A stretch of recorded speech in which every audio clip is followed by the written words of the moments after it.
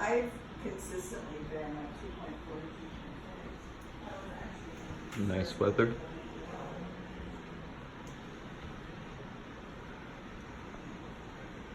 I have vitamin D whole milk. Oh no, homogenized. And a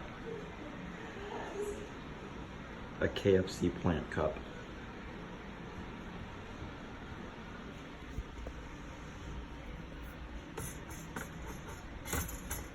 I honestly think it's okay. I'm just, I can have more greens now. So I will eat a helping of broccoli and call it good.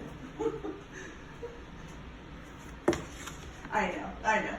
I tried to be really diligent. So like last night we had sushi, which it has avocado in it. So I expected it literally to be lower than it was, which is really odd.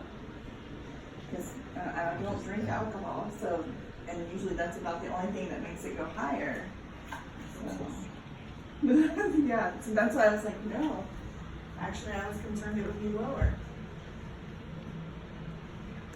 Well, the only thing that has changed, and it could just be a coincidence, but I